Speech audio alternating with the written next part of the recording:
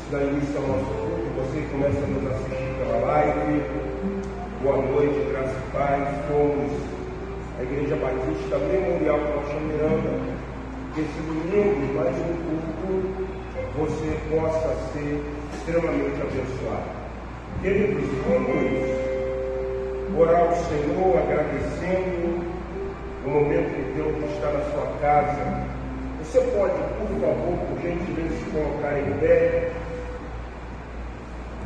Vamos falar com Deus, vamos orar ao Senhor. Pai, em nome de Jesus, queremos louvar o Teu nome, queremos Te agradecer por essa noite, pelo pequeno grande rebanho que se encontra aqui, quando nós temos a oportunidade como igreja de louvar o Teu nome.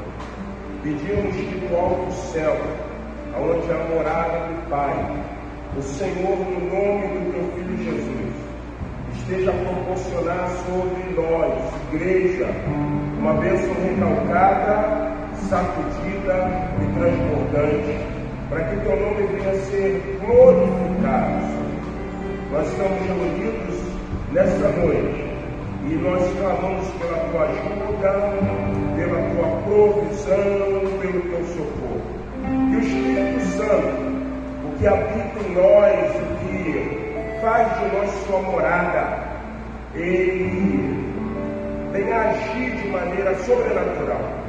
Queremos nessa noite tocar, Senhor, no Senhor. Queremos nessa noite ver a Tua Shekinah, a Tua glória descendo sobre nós. Então inunda-nos, Senhor. Nós vamos erguer nossas mãos, nós vamos erguer nossa voz em louvor e adoração a Ti, porque cremos no Teu poder, cremos na Tua manifestação.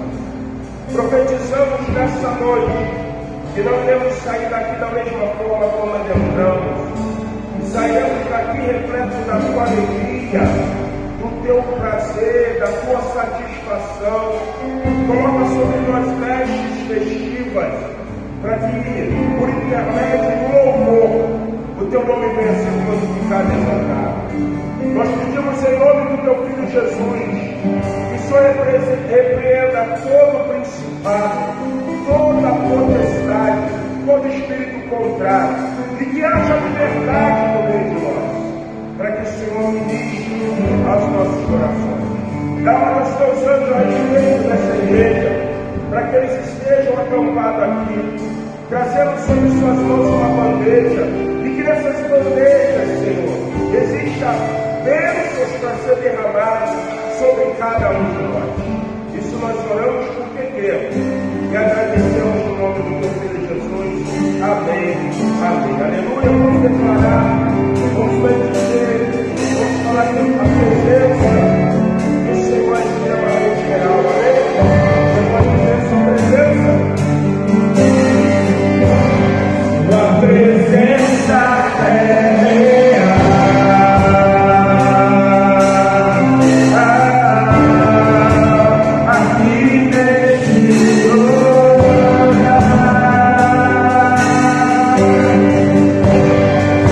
Presença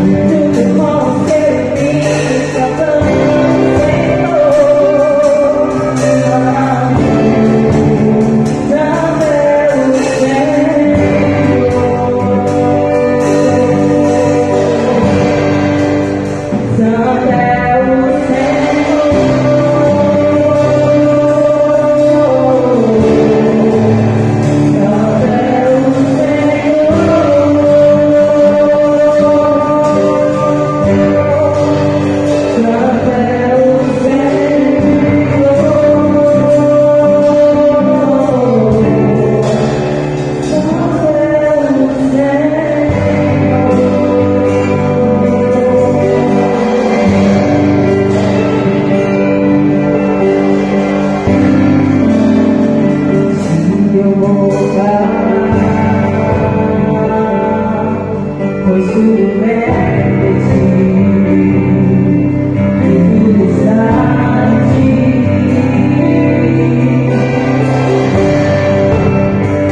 Se eu caminhar moeda de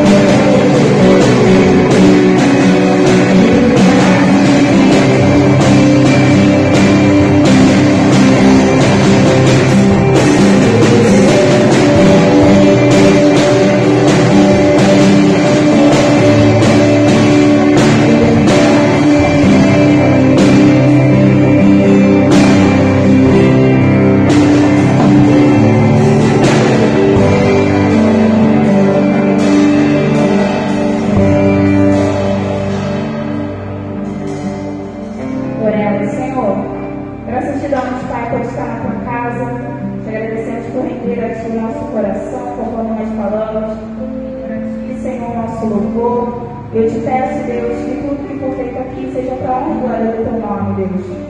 E que a nossa adoração chegue a ti com um cheiro suave, Senhor. Essa é a oração que te faço, em nome de Jesus. Amém.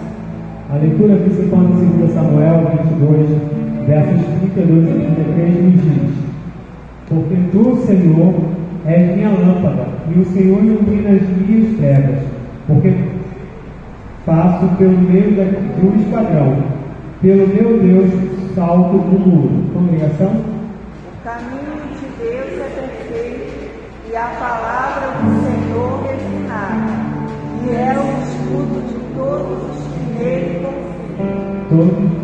Porque quem é Deus senão o Senhor? E quem é você senão nosso Deus? Deus é a minha fortaleza e a minha força, e Ele perfeitamente desembaraça o meu caminho. Cantamos agora Jesus, eis-me aqui. E nesse momento convido você a cantar esse canto. Não tem outro bem além de ti, com todo o seu coração, fazendo esse canto com uma oração.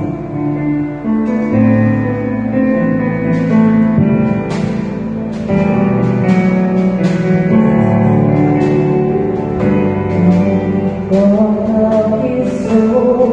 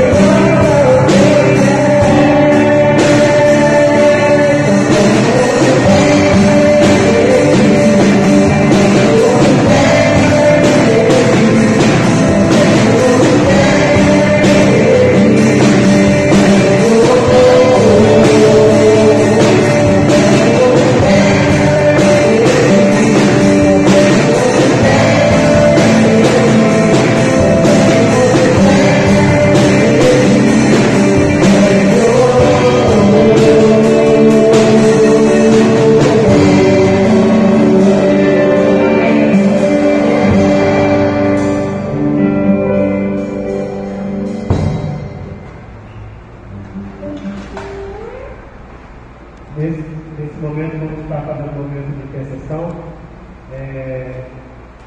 Não sei quantos já perceberam, mas desde o finalzinho de dezembro, todo dia pela manhã, o pastor nos pergunta: você já orou hoje? É a nossa campanha de oração de 90 dias de oração. Falta, mas nunca é demais. Precisamos, irmãos, estar cada dia mais fortificados na fé, como Paulo fala lá em um dos seus escritos, para podermos enfrentar esses dias que são maus, dias turbulentos. Também, durante esses dias, nós temos feito a nossa maratona da leitura bíblica.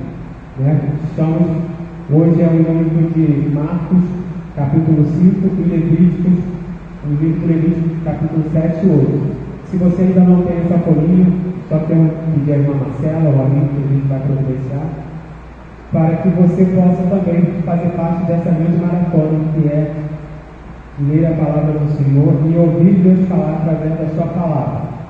Convido a irmã Marcela, a princesa Marcela, vai estar orando nesse momento, entregando a Deus a vida dos nossos enfermos, intercedendo pela programação que acontecerá no dia 9 e 10 de março, na nossa igreja.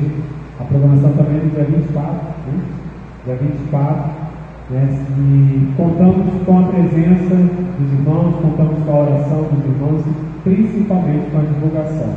Vamos divulgar a programação da nossa igreja em todo lugar que tivermos a oportunidade de fazer. Senhor Deus Todo-Poderoso, Senhor, muito obrigada, porque o Senhor nos conduziu até a tua casa e é um motivo para nós estarmos alegres, Senhor, estamos na tua presença, ó Deus, dizendo que te amamos, que te queremos, Senhor, que dependemos e precisamos de ti. Não há outro bem além de ti, Senhor. É o Senhor que nos sustenta, é o Senhor que nos alegra e é o Senhor que está conosco em todos os momentos da nossa vida. Senhor, nesse momento, eu coloco, Senhor, nas tuas poderosas mãos, Senhor, que não estão encolhidas, Senhor, mas que estão prontos a nos abençoar e nos ajudar. Que o Senhor venha curar aqueles que estão enfermos. Que o Senhor abra portas de emprego para aqueles que precisam trabalhar, Senhor, porque tem que levar o sustento. Aqueles que estão com causas impossíveis, aqueles, Senhor, que já estão perdendo a esperança, porque, Senhor, tu tem dado um silêncio, mas que eles venham entender que é vindo no teu tempo, Pai. Que o Senhor venha estar indo também de encontro ao coração de cada parente nosso, que ainda não confessou Jesus como o único e suficiente Salvador. Pai, tudo entregamos nas tuas mãos, Senhor, nessa noite, confiando e já agradecendo ao Senhor de que é o Senhor que supre as nossas necessidades, que é o Senhor que nos responde e que é o Senhor que pode resolver qualquer tipo de problema. Colocamos a nossa confiança e a nossa esperança, Senhor, no Senhor, porque sabemos, ó Pai, que Tu és um Deus que ouve as nossas orações. E a Tua palavra também tem uma promessa, Senhor, que tudo que pedimos, no nome de Jesus, o Senhor assim fará. Então, Pai, olha os nossos corações, perdoa os nossos pecados e ajuda-nos a cada dia a estarmos andando no centro da Tua vontade, para que as nossas orações sejam respondidas. Essa oração eu te faço, Senhor, no nome santo e poderoso de Jesus. Amém.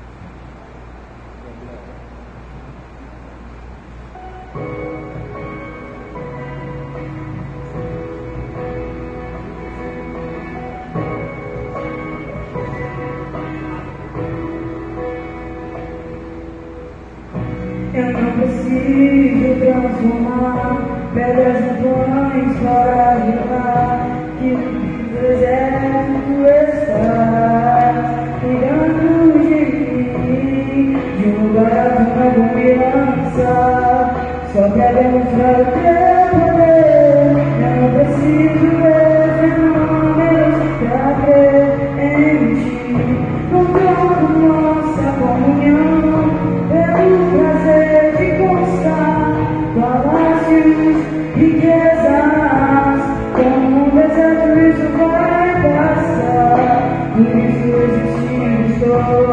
Enquanto a minha força se esgotar, o teu anjo vai alimentar.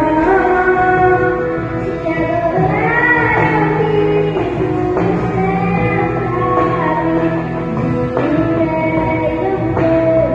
não vou perder a guerra. Te louvarei pelas tentações.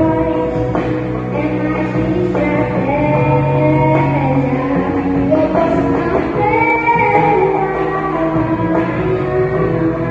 perdoar, mas hoje sei que esse deserto vai chegar. O Senhor está cuidando de mim. Eu não preciso transformar pedras em pães para provar que no deserto tu estás cuidando de mim. De um lugar onde vou me lançar, só quero mostrar o teu poder. Eu não preciso ver fenômenos pra crer em ti. No trono nossa comunhão, é do prazer de constar palácios, riquezas, como um deserto isso vai passar. Por isso resistimos, e quando a minha força se esgotar, o teu anjo vai alimentar. Se adorar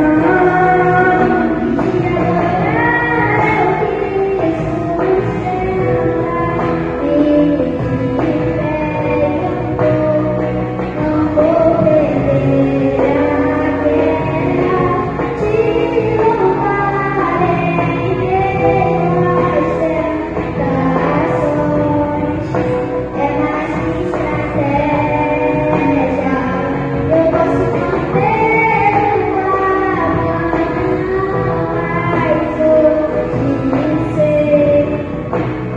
Eu posso não perdoar, mas hoje sei que esse deserto vai chegar ao fim. O Senhor está cuidando de mim. Se adorar eu Jesus, tenta-me, de pé eu vou, não vou perder a guerra. Te louvarei pelas tentações. É mais que estratégia. Posso não perdoar amanhã, mas hoje sei que esse deserto vai chegar ao fim. O Senhor está cuidando de mim. Amém.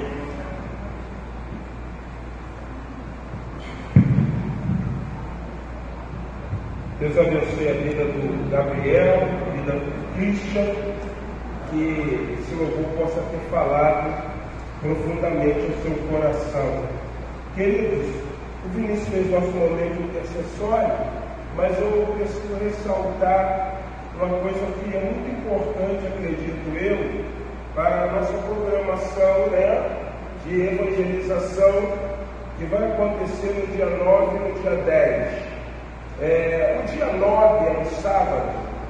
A gente vai trabalhar a evangelização, óbvio, mas no dia 9 nós vamos ter uma pré-programação.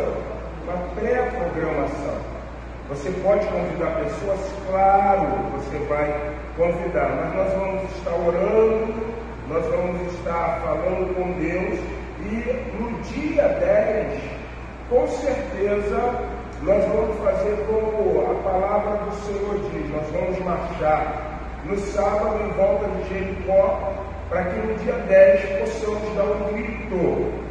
Você precisa interceder pelo seu familiar. Ele não pode deixar esse tabernáculo chamado terra sem ter um encontro com o nosso Senhor e Salvador Jesus Cristo.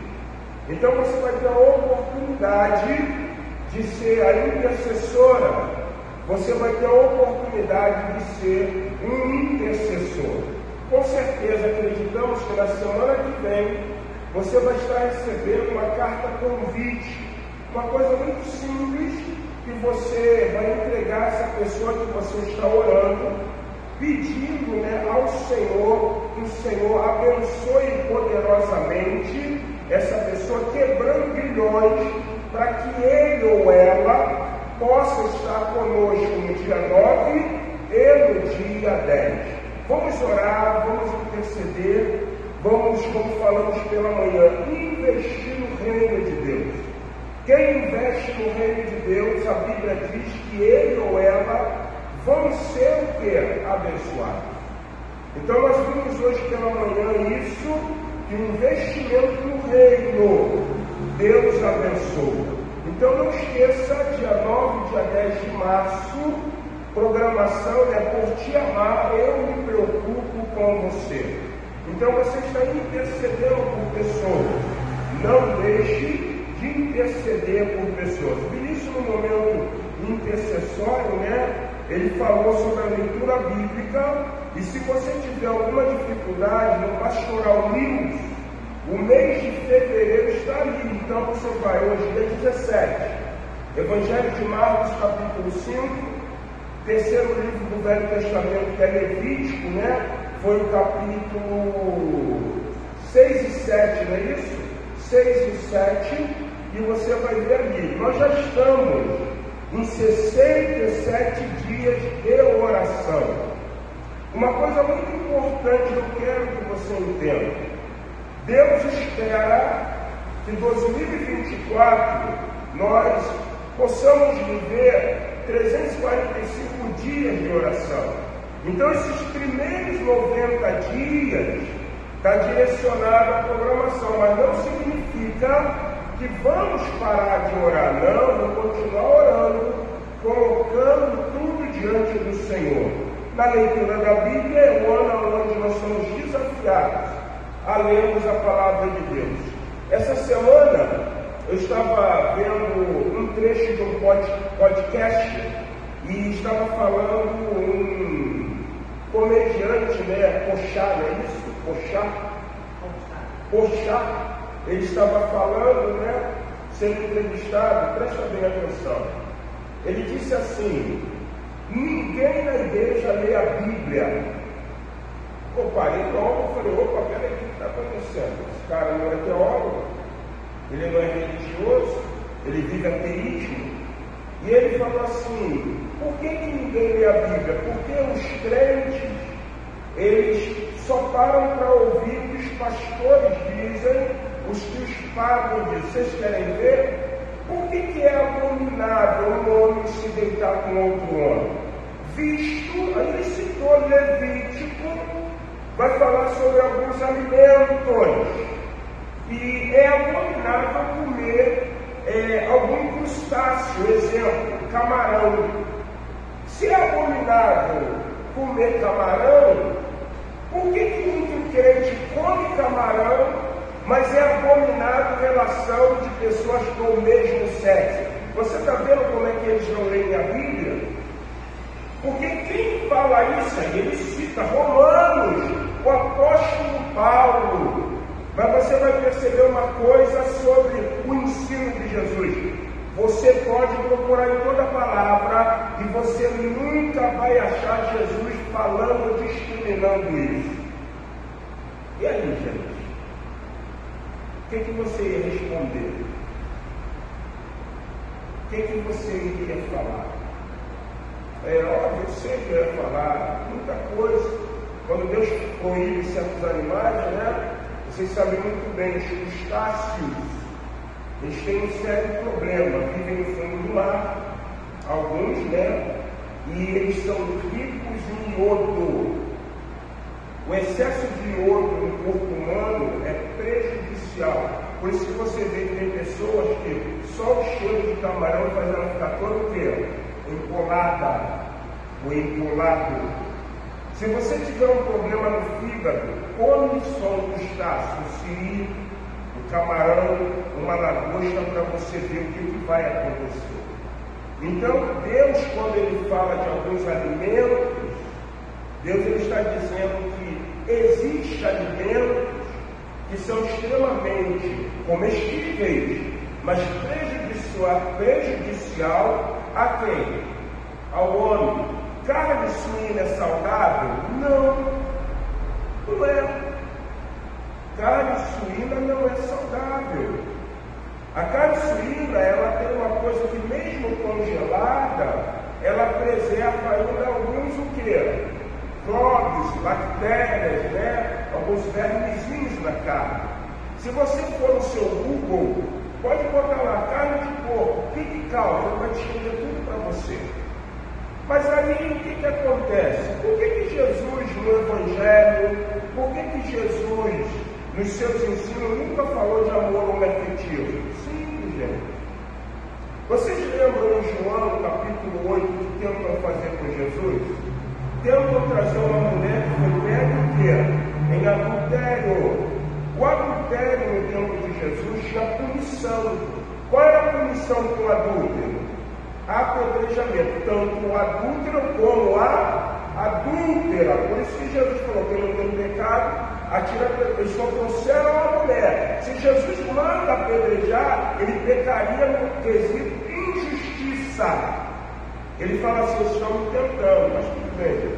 Quem você não tem pecado, atira a primeira pedra. Cadê teus acusadores? Ninguém vai e não peques mais. Jesus não aprovou a ação dela, não. Jesus só exerceu o que a lei dizia. Se alguém for pego em adultério, tanto o homem como a mulher deverão ser o quê? Apedrejados. Se um homem se deita com outro homem, se uma mulher deita-se com outra mulher, as sanções do judaísmo requer que eles sejam o quê? Unidos. Existe uma coisa muito interessante, né? Eu gosto muito de um filme chamado John Wick. E tem um dono de um hotel, que é o Continental de Nova York, e ele sempre usa assim: há necessidade de regras. Porque se nós não tivermos regras, nos tornaremos o quê? Bárbaros. Sabe por que Jesus ele não fala sobre homossexualidade? Porque a lei judaica proibia um homem se deitar com outro quê? Homem. E uma mulher se deitar com outra quê? Mulher. Os judeus sabiam disso. Porque isso era prática de outros povos. Aí é uma coisa fundamental. A igreja não discrimina ninguém. Só que nós, evangélicos, lavados e remidos pelo sangue de Jesus, o que a Bíblia ensina? Vós sois geração que? Eleita, sacerdócio. Quando que nós nos tornamos sacerdócio real? Quando Jesus estava pendurado na cruz do Calvário, em certo horário ele diz assim: está o quê? Consumado. Um véu do tempo que? Agora nós somos sacerdócio real, porque por Jesus temos acesso a Deus.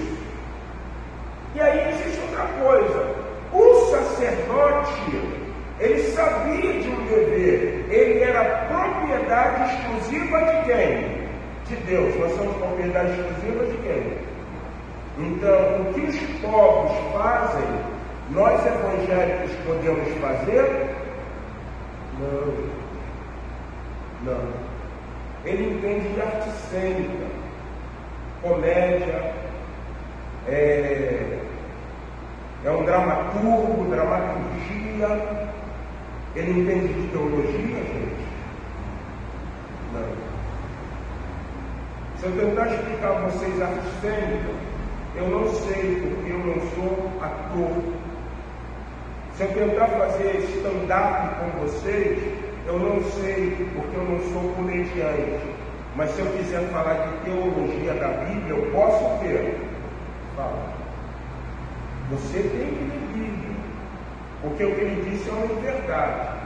Porque o que nós aprendemos sobre a sinagoga de Bereia, os crentes de Bereia? Os apóstolos pregavam, eles o quê? Examinavam se o que estava sendo pregado condiz com o que está. Então é um ano onde nós estamos lendo a Bíblia.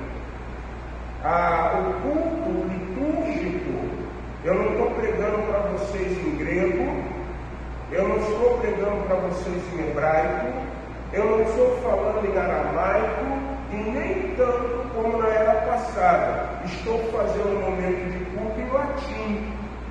Eu estou falando a língua portuguesa, vocês me entendem? Sim. E aí vocês vão conferir que o que está sendo pregado condiz com a palavra de quem? De Deus. Por isso que eu estou falando, então vamos orar, vamos ler a Bíblia, porque nesse tempo que nós estamos vivendo em sociedade, existe um termo da filosofia chamado sofisma.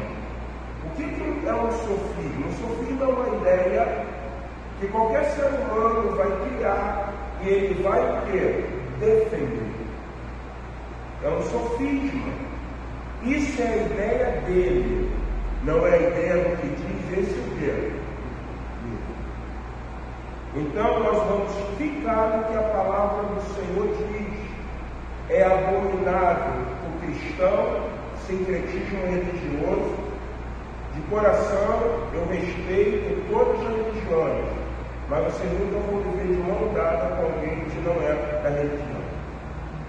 Tenho muita dificuldade com a maçonaria, por quê? Porque na maçonaria todos são irmãos, mas eu aprendo que irmandade está relacionada numa só fé, num só Senhor, numa só esperança e num só o quê? Batismo. Aí é complicado. Está entendendo? Jesus mesmo vira e diz assim: meu pai e minha mãe são aqueles que fazem a vontade do meu Pai, do meu Deus. Ser cristão nesse tempo é você ter uma identidade. Eu não falo para ofender ninguém, mas também eu não posso trazer um discurso para agradar gregos e troianos, porque a Bíblia diz: mandaram Pedro se calar, e ele mesmo falou assim: não posso deixar de falar do que tenho visto e tenho o quê? Basta agradar os homens e desagradar a Deus, foi isso que ele disse? Basta agradar a Deus, muitas vezes o quê? Desagradar os homens. Vocês estão entendendo? Isso é o cristianismo. Será que você tem, como diz no adágio popular, disposição, peito para isso? Ou será que muitas vezes nós queremos estar bem com os homens, mas extremamente negando a nossa fé em quem? Em Deus. Vocês já posso falar sim, sim? Não, não. O que passar disso é de procedência maligna. Irmãos, o certo é certo, o errado vai ser sempre o quê? Errado. Então, dizer que crente não lê Bíblia, na Igreja Batista os crentes são desafiados a ler a palavra do Senhor. Vamos colocar em pé, vamos louvar o Senhor, com o hino de número 67. Enquanto você está ficando em pé, a Arina vai projetar para nós o texto de Êxodo 36,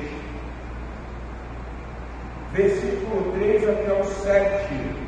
Êxodo 36, versículo 3 até o 7. É o momento de nós estarmos exercendo fidelidade no nosso dízimo e na nossa oferta na casa do Senhor. Olha o que diz o texto da palavra do Senhor. Êxodo 36, versículo 3 até o 7. Diz assim: estes receberam de Moisés todas as ofertas. Bezalel e Oliabe estavam incumbidos com o dever de confeccionar os utensílios, os vestuários, o que era a tenda da congregação que Deus havia mostrado a Moisés, que os filhos de Israel haviam trazido para a obra do serviço, e serviço do santuário, para fazê-la, e ainda cada manhã o povo trazia a Moisés ofertas voluntárias. Então, deixando cada um a obra que fazia, vieram todos os homens sábios, se ocupavam em toda a obra do santuário, e disseram a Moisés: o povo traz muito muito mais do que é necessário para o serviço da obra que o Senhor ordenou a Moisés. Então Moisés deu uma ordem ao povo, e foi proclamado no arraial uma ordem dizendo: nenhum homem ou mulher faça mais obra alguma para a oferta do santuário. Assim o povo foi proibido de trazer mais, porque o material que tinha era suficiente para toda a obra que se devia fazer e ainda sobejava. Hoje pela manhã, irmãos, nós pregamos sobre aquele texto do centurião que, a pedido dele, os anciãos de Israel vão a Jesus e falam assim: Jesus, vá na casa do centurião e cure o seu servo, pois ele tem muita estima pelo seu servo, e ele também é amigo de Israel, ou melhor, ele é amigo dos judeus, porque ele nos confeccionou uma sinagoga. Nós falamos sobre uma coisa muito interessante, que é investimento na obra do Senhor. Se nós queremos uma igreja pujante, se nós queremos uma igreja que avança, se nós queremos uma igreja que cresça, eu preciso ter compreensão do meu papel como alguém que sou envolvido, enganjado nessa obra. Esse texto aqui mostra também isso. Deus dá uma ordem a Moisés, leva Moisés ao Horebe, ou Monte Sinai, que é o mesmo monte, e ele mostra a Moisés como deveria ser o tabernáculo, a tenda da congregação, como deveria ser a arca, como deveria ser o propiciatório, como deveria ser o altar, como deveria ser a mesa dos pães, como deveria ser as cortinas, como deveria ser as colunas, de que madeira precisava ser feita. Então, nos 40 dias que Moisés fica no monte, Deus, como um supremo arquiteto, ele mostra a planta do templo. E ele diz assim: ó, eu vou dar entendimento, sabedoria, conhecimento a Bezalel da tribo de Judá e a Oliabe da tribo de Dan e todos os homens que estarão versados para isso. E Moisés agora desafia o povo a estarem trazendo oferta, porque você vai ver que alguns metais nobres são utilizados, metais preciosos, melhor dizendo, ouro, prata, bronze, pedras preciosas de madeira de acácia. Por que madeira de acácia? Porque madeira de acácia é uma madeira que ela não apodrece com facilidade, ela não se corrompe. Por isso que dizem que a acácia é a representação de Jesus Cristo. E aí diz a Bíblia, não sou eu, que quando o povo começou a trazer, eles trouxeram tanto que chegaram para Moisés e falaram assim: Moisés, diz para o povo que o povo não precisa trazer mais. Irmão, sabe o que eu acho interessante no cristianismo? O que eu acho importante, principalmente na denominação batista, eu falei isso pela manhã. Como pastor evangélico, eu nunca vou querer tirar a gordura da ovelha. Porque o Supremo Pastor disse que o pastor não se alimenta da ovelha. O Sumo Pastor disse que o pastor cuida da ovelha. Ele tem que cuidar. Esse é o papel. Então, quando nós falamos de engajamento na obra, isso é importante. No final do culto, o meu irmão virou para mim e falou assim: pastor, oi irmão, o papel que está faltando no banheiro eu vou comprar. Eu falei: Deus abençoe. Deus abençoe. Irmãos, a gente precisa nos envolver na obra. Uma coisa fundamental para que Deus abençoe, a Bíblia ensina isso, é que esse povo tinha liberalidade. Nós precisamos ser liberais, não no âmbito de pederastia, pornografia, de mentira, mas liberal na dádiva de quê? De contribuir. Você já trabalhou com um patrão que quando ele vai te pagar, ele vira para você e fala assim: toma aqui o dinheiro. Parece que ele te pagou por quê? Aí eu vou te fazer uma pergunta: prospera o dinheiro? Sim ou não? Mas você já trabalhou com aquele pastor, aquele patrão que chega assim aqui: Deus te abençoe. O que acontece com o dinheiro? Gente, até para lidar com o dinheiro tem que saber lidar. É raiz de todos os males, sim. Mas se você for subindo, se você for avarento, você não pode trabalhar com dinheiro. Você está entendendo? Esse povo aqui, diz o texto, os homens sábios se ocupavam nas suas obras, eles largaram as suas obras e agora se ocupavam na obra do quê? Do santuário. E Deus estava o quê? Abençoando. A Igreja Batista Memorial de Rocha Miranda, ela requer investidores no reino. Lembra o que nós fizemos no culto pela manhã? Vamos cantar o hino de número 67. Então, ex-entronizada, a primeira estrofe. Como é que ficou a segunda? Ficou boa? Sim ou não? O que eu falei com vocês? Eu estudei no seminário teologia. Ele estudou música. Então ele sabe muito de música mais do que eu. Eu não estudei regência. Eu estudei teologia para pregar. Então, quando eu comecei a reger o hino, foi legal. Mas quando eu deixei ele à vontade, vocês viram? O negócio ficou ruim. Ele tem que tocar, mas ele também está ao mesmo tempo que conduzir a igreja. Sem investimento. Que tal uma ministra de música? Vamos ter um musical de Páscoa? Vamos, pastor. Mas você está investindo no reino? Então, nessa noite, querido, abençoado do Senhor, o nosso coração tem que estar predisposto a sermos abençoadores na casa de Deus. Bispo Flamínio, da Igreja Deus Onipotente, aqui em cima do Jorge do Curto, ele falou uma certa ocasião assim para mim: Pastor Márcio, para que você seja abençoado, primeiro você abençoa o reino. Ninguém vai ser abençoado se não abençoar o reino. Quem se compadece do necessitado ao Senhor, o quê? Empresta, e Ele vai dar a devida ao quê? Então a evangelização é o necessitado de ter a salvação em Jesus Cristo. E se tiver salvação em Jesus Cristo, a igreja está recebendo a paz.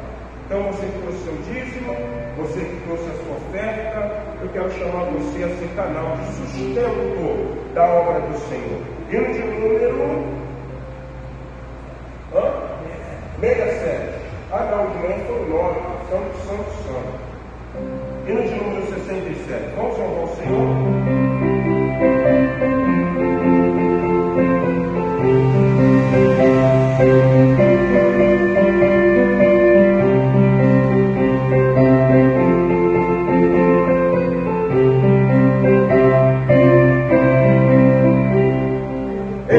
Glória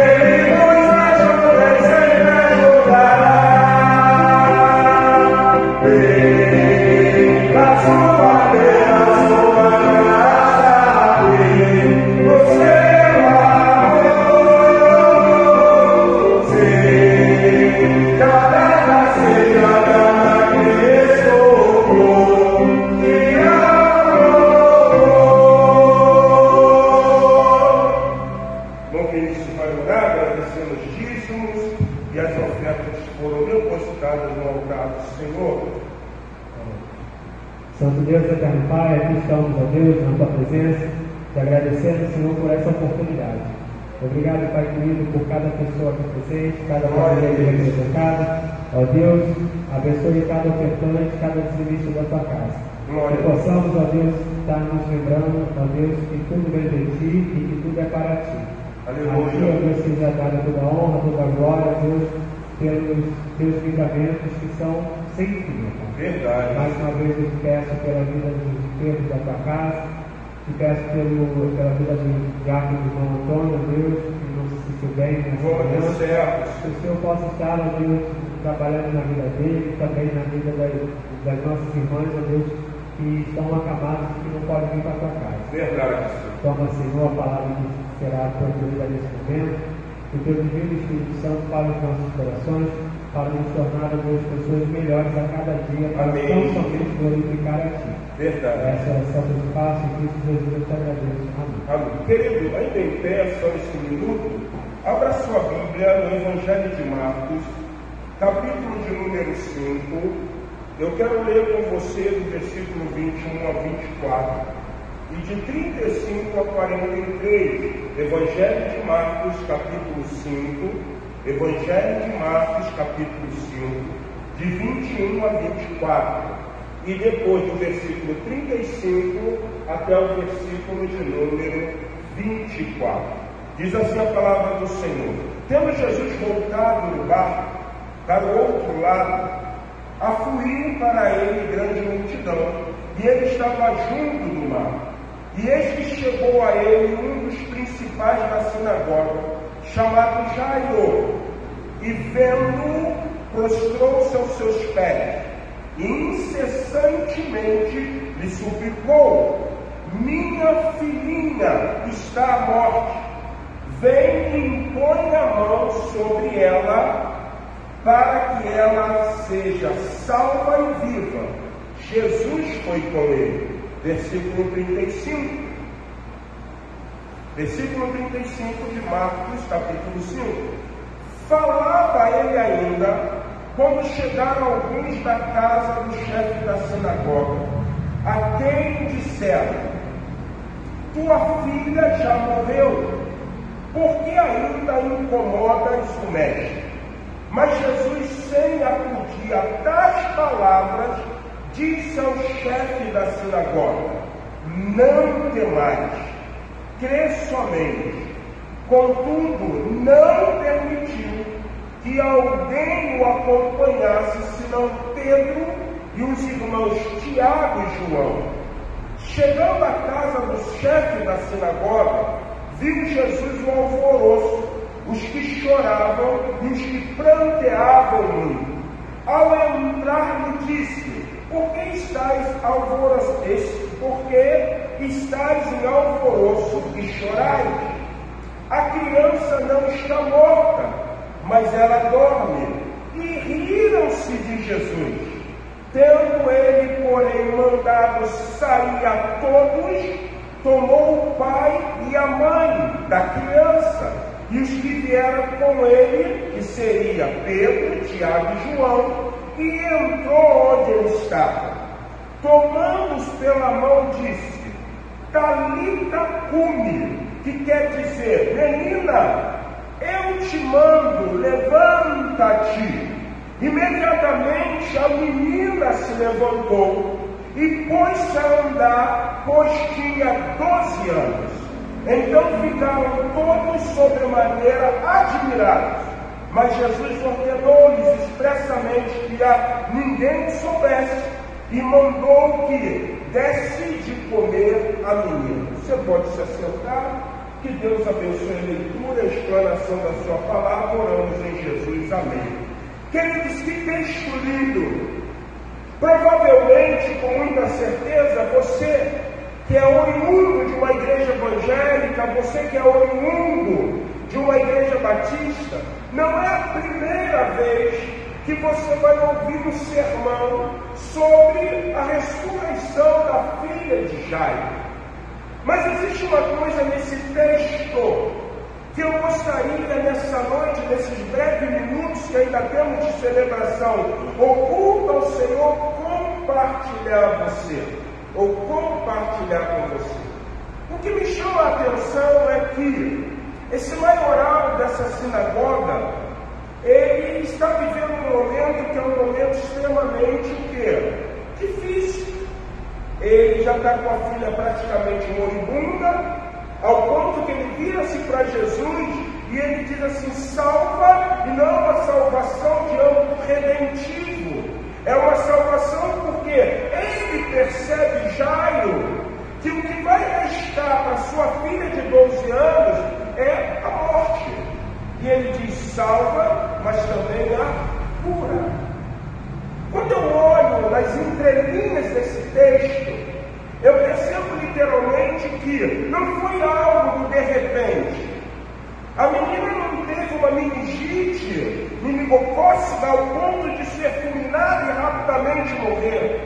Ela, mesmo sendo uma criança, ela não teve um ataque cardíaco, mas provavelmente havia algo na vida daquela criança que gerou tal preocupação a Jairo, que Jairo vai e se humilha diante do Senhor, dos médicos, pedindo: Senhor, salva minha filha e ela vai viver, porque ela vai ficar o quê? Curada. Isso seria notoriamente um aspecto importantíssimo para que nós pudéssemos ver que na hora da nossa angústia, na hora do nosso desespero, a fé é algo que vai ressaltar, trazendo sobre nós algo chamado esperança. É um maioral de uma sinagoga, não sei se Jairo, por ser um maioral de uma sinagoga, ele muitas vezes poderia ter ido contra alguns preceitos, alguns ensinos de Jesus, como, por exemplo, a curar alguém no sábado, quando a lei dizia que no sábado não se fazia nada, mas Jesus, ao mesmo tempo que ele fazia um bem, ele mostrava o porquê de estar fazendo algo extraordinário no sábado. Você não desprende o boi de vocês, não? E não leva a beber água? Isso também é trabalho. Pode ser que Jairo, em algum momento, pode ter visto algo que Jesus realizou, que ele diz assim: pô, mas não é bem assim, não é desse jeito. Mas no exato momento da sua adversidade, no exato momento da sua angústia, no exato momento do seu temor, ele recorre a quem? A Jesus. É como num dita, como numa falácia, como num adágio popular, ou num provérbio, algo que nós falamos, que na hora do desespero, até o ateu lembra de quem? De Deus. Só que nós não vamos falar desse posicionamento, querendo mostrar que muitas vezes o homem não crê em Deus, não crê em Jesus, mas quando ele encontra-se em aperto, ele busca socorro em Deus e no seu Filho, Senhor Jesus. Mas o texto avança. E quando o texto avança, em dois momentos algo me chama muito a atenção. É que quando Jesus Cristo, ele começa a ir com Jairo para casa, antes ele vai fazer algo extraordinário. Uma mulher que tinha um fluxo de sangue há 12 anos, e a multidão está fluindo a Jesus, a fama de Jesus está percorrendo. Aí você poderia dizer: pastor, então não foi desespero que levou Jairo, mas foi a esperança, aonde ele via que a multidão ia para Jesus. Pode ser um posicionamento também. E diz o texto que aquela mulher que havia gasto todos os seus haveres, todo o seu dinheiro, chegaram para aquela mulher e falaram assim: ó, lá na Galileia, lá em Nazaré, lá em Cafarnaum, lá em Jerusalém, tem alguém que pode resolver o teu problema. E ela ia atrás. E diz o texto que ela já havia gasto tudo. Quando de repente ela disse: eu somente tocar em Jesus, eu serei o quê? Curado. Parece que o Evangelho de Marcos, por ser o primeiro evangelho a ser escrito, eu acredito que, sob a influência petrina de Pedro, que andou com Jesus, Esse encaixe aqui é proposital. É proposital. Um homem, o seu desespero, uma mulher enferma há 12 anos, que mostra a dimensão de quê? De fé. Se eu apenas tocar, ficarei o quê? Curada. O texto ressalta, o texto diz, o texto informa que aquela mulher toca na orla de Jesus, ou como diz os estudiosos, como diz aqueles que vão mais aprofundar-se na túnica inconsulte de Jesus, na túnica sem costura, na túnica de valor, na túnica que Jesus usava. E Jesus brada, e ele diz assim: quem me tocou? Quem demonstrou fé? E todo mundo ali, provavelmente um olha para o outro, e Pedro, o mais atirado entre os talmudins, entre os discípulos, diz assim: mas Senhor, a multidão te comprime, a multidão está te apertando, não tem muita gente juntando. E o Senhor pergunta: quem me tocou? Ele: sim, porque de mim saiu humanos. Essa palavra é poder, e ela transliterada é poder miraculoso. Essa palavra no latim deriva uma palavra que todo mundo conhece, humanos, dinamite. E Jesus fala assim: alguém me tocou, porque eu fiz algo miraculoso. Eu exalei o poder. Quem me tocou?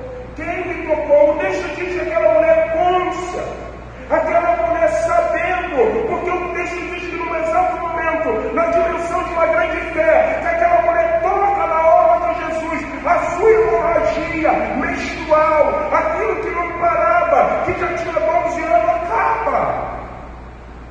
Ela não é mais imunda, o estigma da vida dela muda. Tudo agora que ela toca não vai ser mais imundo, porque ela não é imunda. E Jesus está: quem me tocou, quem me tocou, quem me tocou? E aquela mulher trêmula, porque ela sabia das sanções, o que a lei dizia a respeito de alguém que é imundo, ela trêmula, com medo. Ela vira para Jesus e diz assim: eu te toquei. Jesus olha para aquela mulher e não chama ela de imunda, ele chama ela de filha. E ele diz assim: vai-te em paz, porque a tua fé é o quê? Que salvou. Mas pastor, o que isso tem a ver com a filha de Jairo? Tudo. Porque no exato momento que Jesus agora, ele efetua essa coisa extraordinária, ele vai separar 3 discípulos: Pedro, Tiago e quem? João.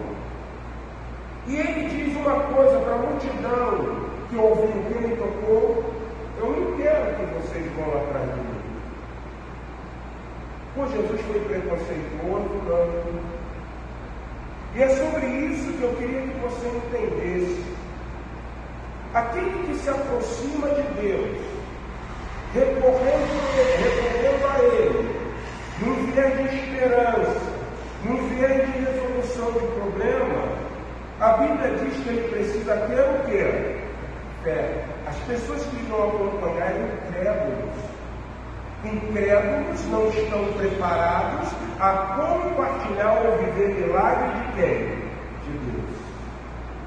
Quando Jairo, o pai da menina, ele começa a levar Jesus, olha o que o versículo 35 vai dizer: falava ele ainda, quando chegaram alguns da casa do chefe da sinagoga, a quem disseram: tua filha já morreu, porque aí me incomodas o quê? O mestre. Queridos, eu acho interessante, nós temos a oportunidade de estar lendo o texto, a Bíblia toda em um ano.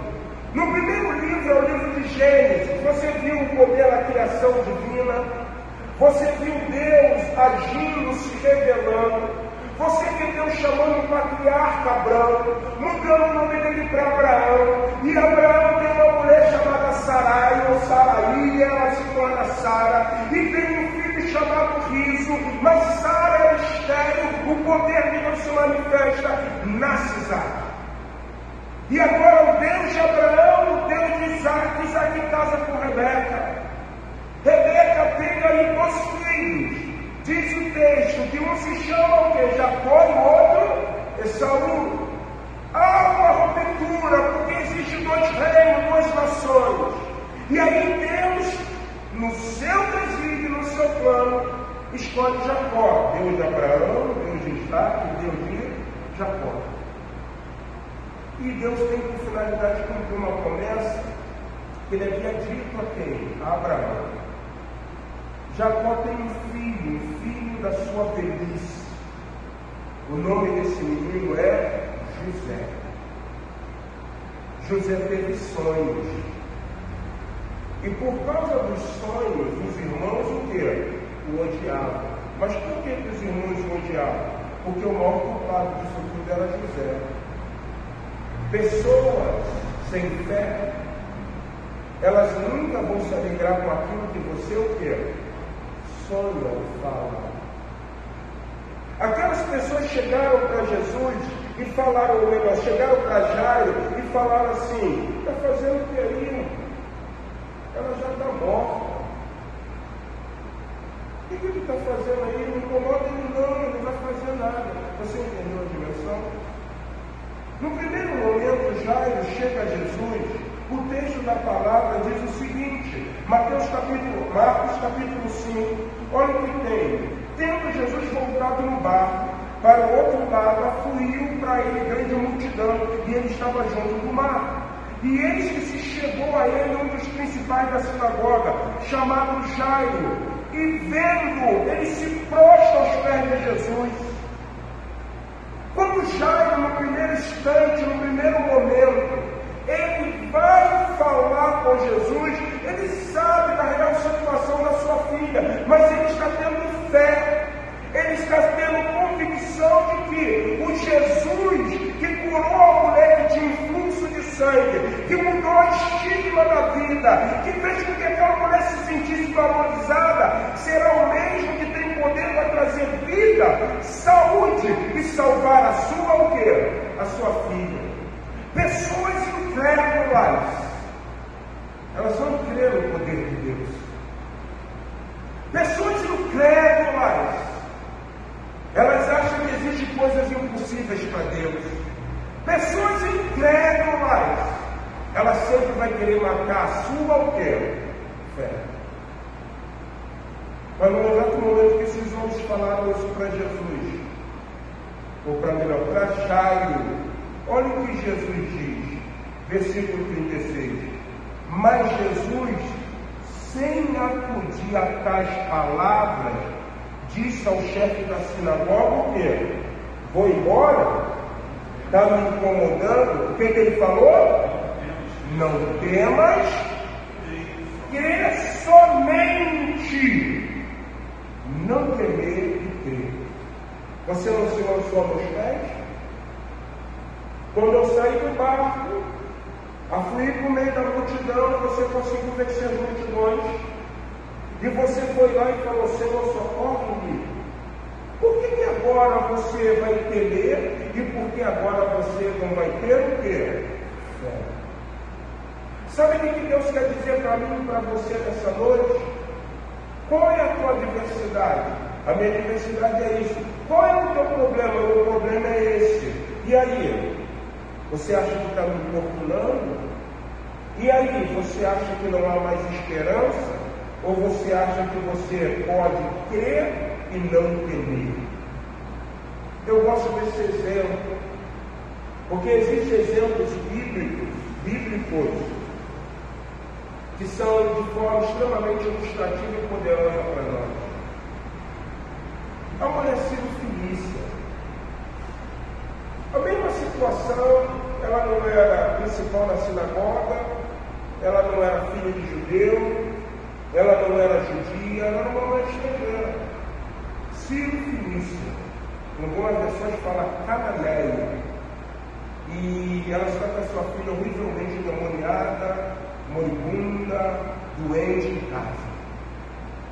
E ela fala para Jesus implorando: vai na minha casa, cura minha filha. Jesus vira para essa mulher e diz assim: mulher, Eu vim ensinando as ovelhas perdidas da casa de Israel. Eu não posso tomar o pão que é dos filhos e dar ao bichinho de estimação. Ô gente, não temos, crescimento. O texto diz que essa mulher vira para Jesus e ela não vê como algo pessimista para ela parar, para ficar ali estagnada e falar o seguinte: ó vida, aos céus, está difícil, nem Jesus quer me ajudar. Não vai mudar não, vai ser assim mesmo. Já viu aquela síndrome de Gabriela? Eu nasci assim, eu vou morrer assim, Gabriela. Ela não faz isso, irmãos. Ela vira para Jesus e diz assim: tudo bem, eu não quero o pão que é dado aos filhos, tirar e dar para o bichinho de estimação. Mas Jesus tem uma coisa: quem tem um bichinho de estimação e come sobre a mesa o pão, o bichinho de estimação quando quer, as migalhinhas que caem. Jesus olha para aquela mulher: grande é a tua. Tem um momento que Jesus vai nos provar, irmão.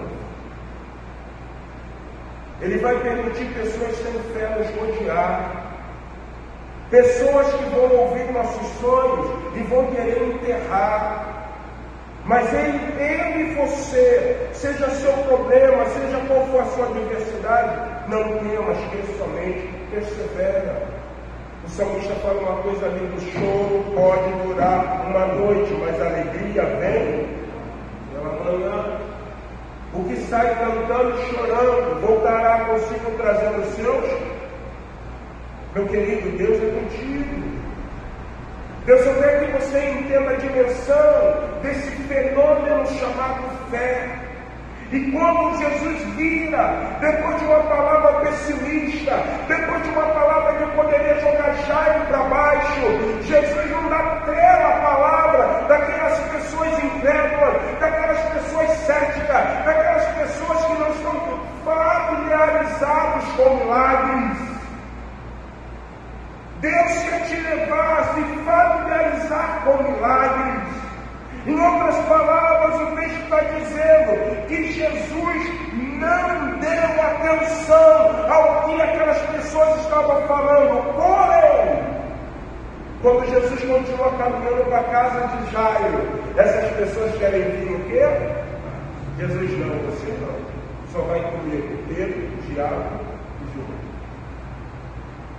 Muitas vezes, irmãos, Deus, na coletividade, Ele não vai agir com o seu poder por causa dos incrédulos que muitas vezes estão no nosso meio. Para que Deus venha agir, Ele tira os incrédulos. Não. Minha filha virou um dia desse para mim e falou assim: pai, por que quando Jesus expeliu os demônios falavam que Ele era o Filho de Deus? Era mentira? Não. Jesus é o Filho de Deus ou não é? Os demônios estão falando alguma mentira? Mas por que Jesus não deixava? Falei: poxa, filho, isso é muito simples. Jesus espera que aquele que vai a Ele creia que Ele é o Filho de Deus, não por boca de demônios, mas por fé. Por que o homem vai ser condenado? Porque ele não creu em Jesus. E qual é a sanção de não crer em Jesus? Quando você não crê em Jesus, você já leu o Evangelho de João diz, você faz de Deus o quê? Mentiroso. Deus é mentiroso? Ele mandou um filho para morrer na cruz do Calvário por mim e por você? Para dar salvação? Ela é etérea? É verdade? É. Você não crê, então você está dizendo que Deus não fez isso. Então Deus é o quê? Mentiroso. Isso mostra que a incredulidade no teu coração. Existe incredulidade para crer em Jesus e existe incredulidade naquilo que Jesus pode fazer. Jesus fala para quem estranha: não, você não pode vir para mim. E mais uma vez ele repete isso, porque quando chega na casa, parece que as carpideiras, as mulheres que eram pagas para chorar,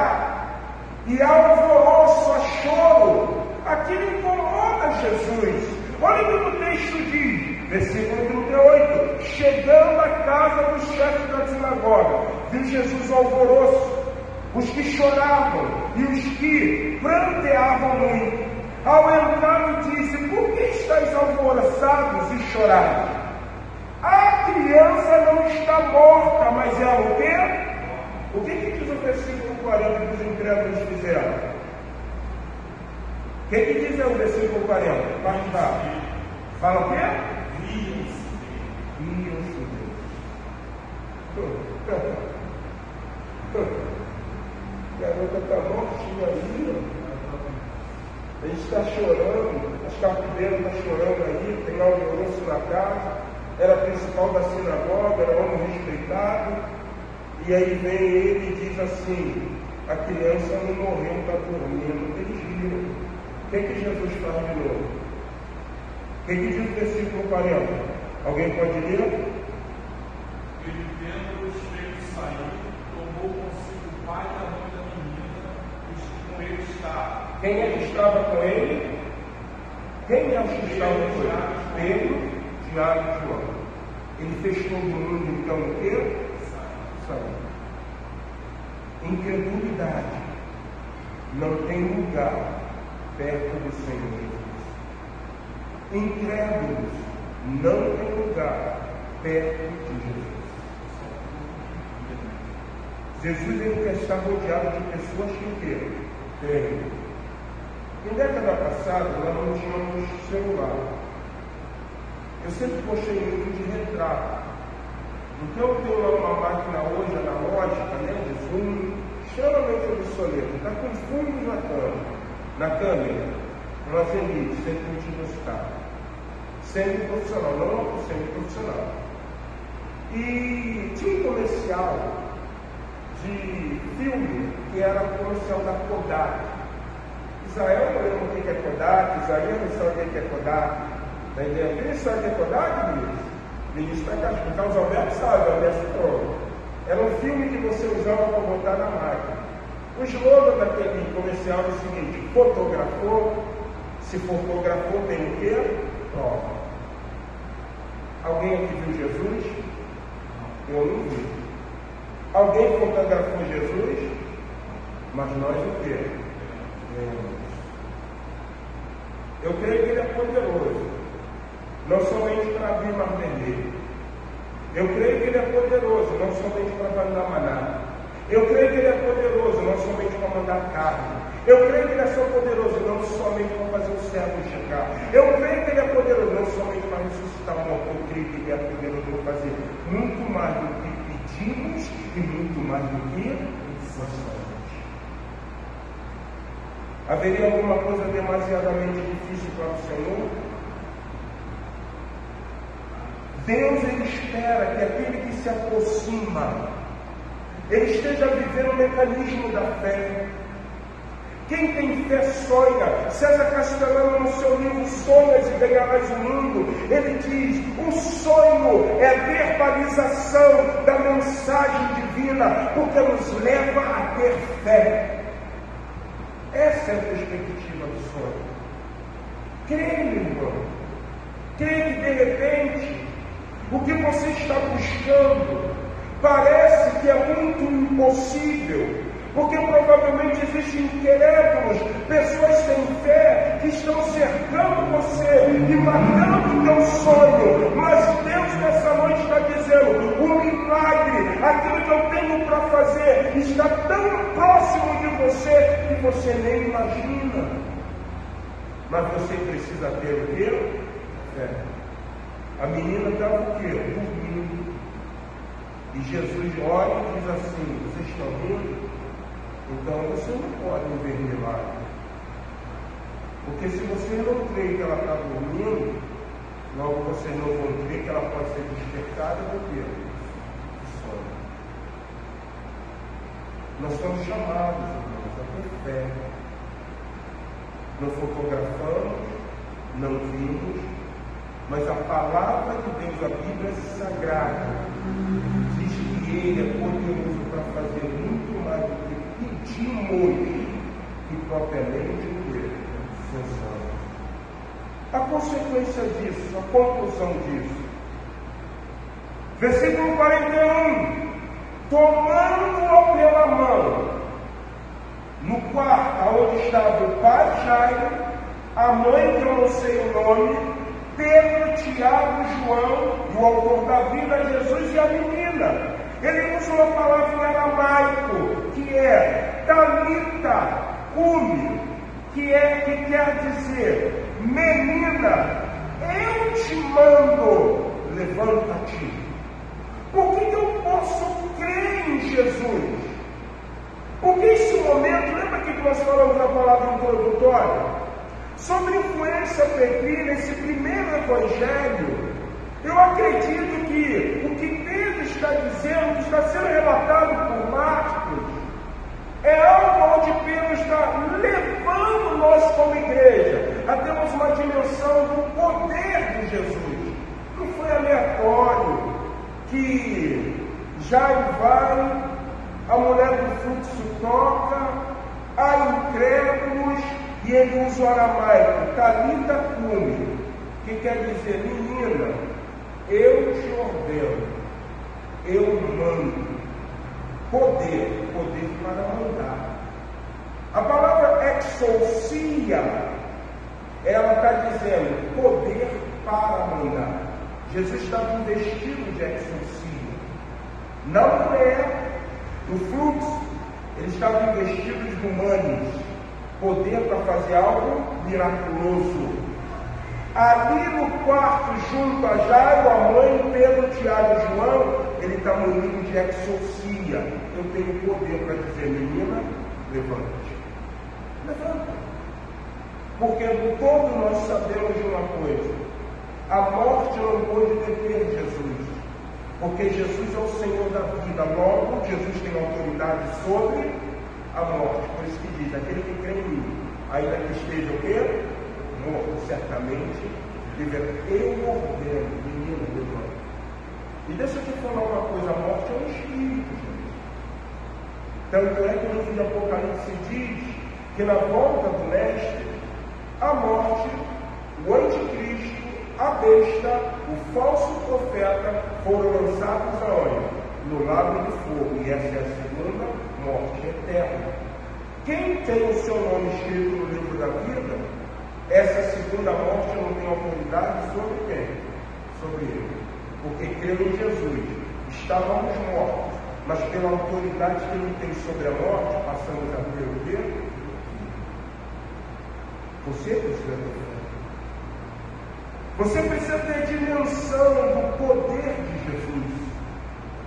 Irmão, Jesus é poderoso. E por que nós vamos entender, ou por que nós vamos crer que Ele é poderoso? Porque Ele é o detentor de todo o poder miraculoso. Ele é o detentor de toda a autoridade. Todo o poder lhe foi dado no céu e na terra. Quero te falar uma coisa: Siddhartha Gautama, ele pode ter encontrado o estado de Brahma. Krishna, ele pode ter entrado no estado de purificação de Nirvana. Grandes homens, Confúcio, Lao Tse e outros mais, Maomé, em homens do campo religioso, eles podem ter vivido grande coisa. Mas uma coisa que vai diferenciar Jesus de todos eles, que você foi Meca, cidade profética do Islã, você vai ver o corpo de quem? De Maomé, grande profeta. Mas se você for a Jerusalém, você vai ver a pedra onde, ou melhor, a caverna onde colocaram o corpo de Jesus. E lá tem uma placa escrita assim: ele não jaz aqui, porque ele ressuscitou.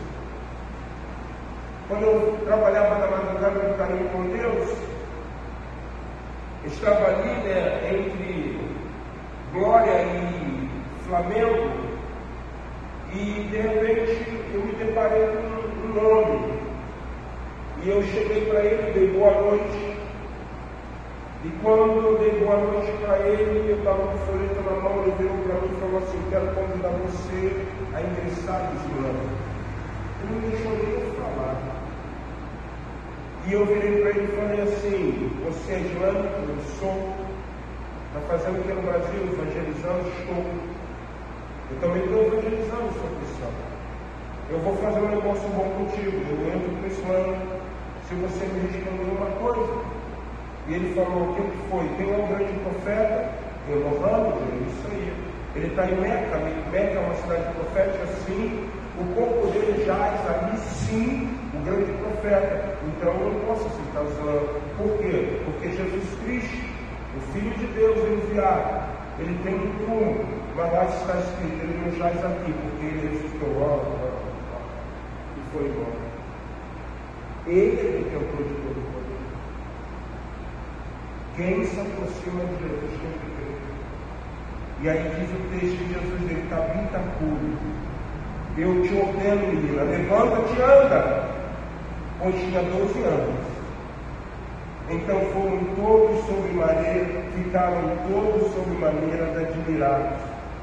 Mas Jesus ordenou expressamente que a ninguém soubesse e mandou que dessem de comer a menina. Quando Jesus ele exerce o seu poder de autoridade e ele resolve o nosso problema, o que eu entendo de Jesus é que ele não espera admiração. Ele espera que aquele que viu que a tua vida era uma vida contrária, era uma vida sem sentido, ele possa ter fé e compreensão. Se Deus fez na vida dele, também pode fazer na minha. A igreja precisa viver por fé. Se a igreja vive por fé, lembra o que diz Atos dos Apóstolos? Estavam todos juntos, tinham tudo em comum, no partir do pão e das orações. E a cada dia ia acrescentando o Senhor aqueles que iam sendo. Eu termino essa palavra contando para você uma história. Eu já contei aqui, eu gosto porque ela fala de fé. Maria era uma mulher que ficava viúva. Uma mulher que tinha devoção ao Senhor, ia na casa de Deus. Mas o pastor daquela comunidade percebeu que existia uma coisa que estava chamando muita atenção dele a respeito de Maria. Maria saiu junto pela manhã, levava seus 3 filhos, uma mulher viúva, criança. E num dia que o culto acabou, o pastor vira-se para Maria e fala assim: Maria, minha irmã, Pai do Senhor, como é que a irmã está? As crianças, está bem? Está passando alguma dificuldade? Pastor, a viuvez não é fácil. Não, o que você precisar, você fala para a igreja. A igreja tem por obrigação ajudar os fiéis. Ela: não, pastor, tudo bem. Maria, posso perguntar uma coisa para você, meu irmão? Pode, eu percebo que você está vindo só pela manhã. Eu não vejo você aqui à noite. Ela falou: pastor, tem um problema, o senhor sabe, aonde eu moro é uma comunidade, um lugar que impera a marginalidade, tem dificuldade. O que aconteceu? A fechadura da minha porta quebrou. Ô, Maria, que isso? Por isso que a senhora não está vindo para a igreja? Pastor, eu não posso deixar a casa aberta, está entendendo? Eu não posso deixar as crianças vir. Não, eu entendo. Mas eu disse para você, né, que a igreja ajuda. Pode ficar tranquilo, nós vamos comprar a fechadura. Então domingo que vem, pastor, eu vou estar aqui. Não, você vai estar comigo agora, hoje. Mas, pastor, e a casa? Você tem fé, Maria? Tenho, pastor. Então, antes de você sair de casa, você vai pegar os seus 3 filhos, vai pôr a mão sobre a porta e vai dizer assim: aquilo que Deus fecha, ninguém abre. Maria recebeu a palavra, foi para a igreja, o pastor viu, deu ali o dinheiro aqui, ó, é sua nota, entrega a quem. Não, pastor, fica tranquilo, vamos para a fechadura, tem alguém para instalar? Não, tem lá um vizinho, tem meu irmão, ele vai fazer isso, mas compra, eu quero ver você. Deus abençoe, Maria, você vê o culto, Maria cultuou, as crianças foram para a salinha, Maria agora voltou para casa. Quando Maria mexe a mão para empurrar a porta, sabe o que aconteceu? A porta não abriu. E ela lembrou, é verdade. Aquilo que Deus fecha, tendo fé, ninguém o quer. É uma história. Não é verídica, mas é para mostrar a você a dimensão de quê? Da fé. Você entende como a fé faz? A fé move sobre o quê? Natural. Você entrega? Não. Você é um homem, você é uma mulher de quê? De fé. Eu quero convidar você a se colocar em pé.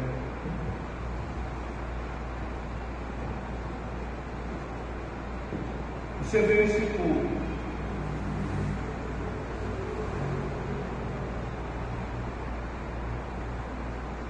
O que é o teu milagre? O que você quer de Deus? Jairo queria uma filha curada, salva.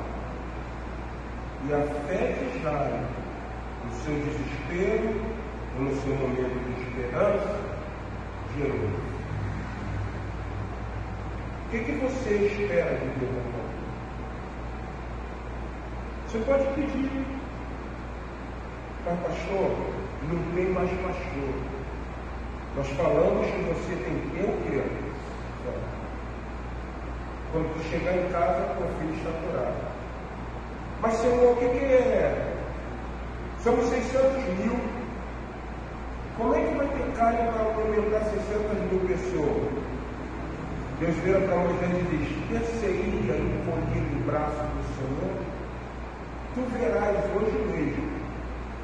Eles vão comer tanta carne que eles vão regurgitar e vai sair pelo nariz.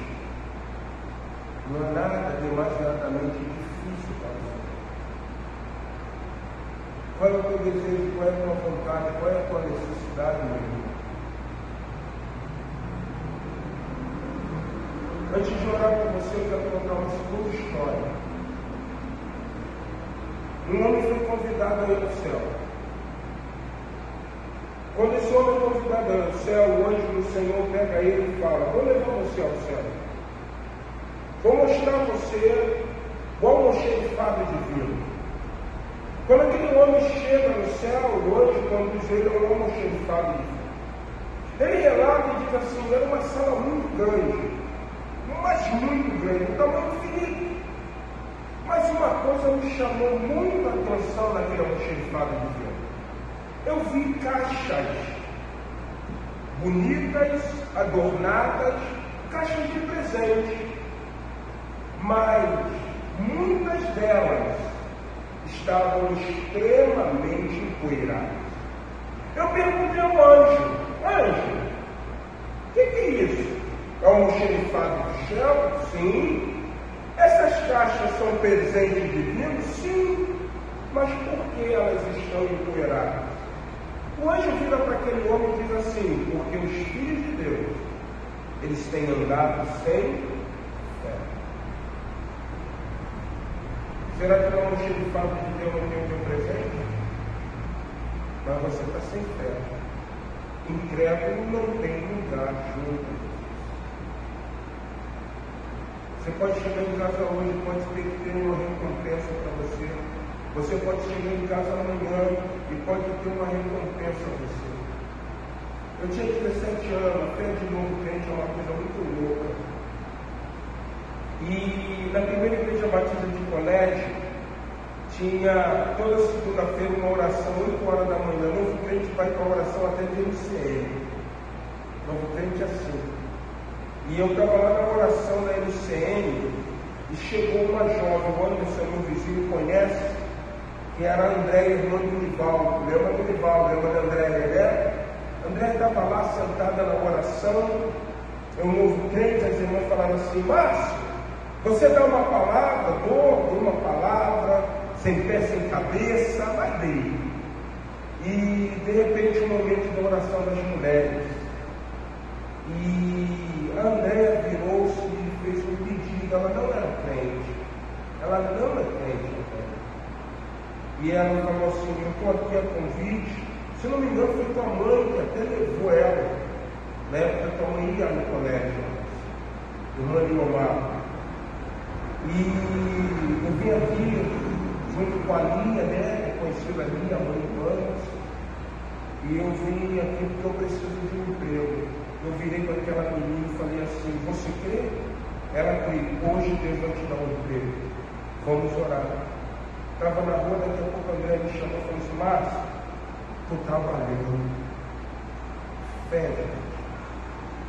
Você pode ter fé, que fé vai gerar algo na tua vida. Amém? Qual é a tua necessidade? É uma enfermidade?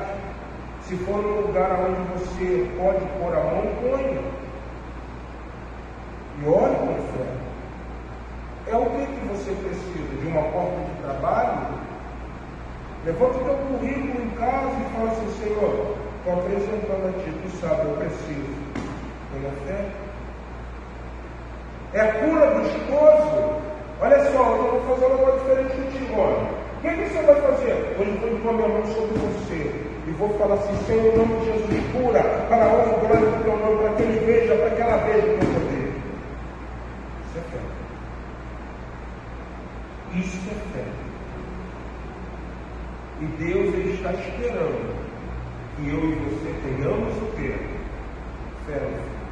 O alvo xerifado divino está cheio de bênção. Só que nós temos andado na incredulidade. Qual é a tua necessidade? Vamos orar? Eterno, no nome de Jesus, obrigado por esse culto, obrigado pela palavra, obrigado pelos louvores, obrigado pelo carinho da igreja em parar para ouvir a tua voz. Queremos pedir, Senhor, pautado no que acabamos de ler, que o Senhor efetue milagres. Eu não sei qual é a necessidade de cada um. Se é enfermidade e não é para a morte, repreenda em nome de Jesus.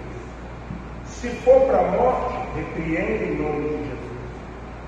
Se é porta de trabalho, se é necessidade de algo, pela tua misericórdia e bondade, porque o Senhor tem poder, age de maneira sobrenatural, para que ele, para que ela esteja entendendo verdadeiramente: Deus é poderoso, ele faz, basta somente ter fé.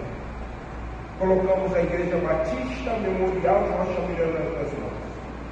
A seara é grande, poucos são os efeitos, mas hoje nós oramos e rogamos por investidores, para que teu nome seja glorificado e exaltado. Pai amado, dá-nos uma semana próspera e abençoada.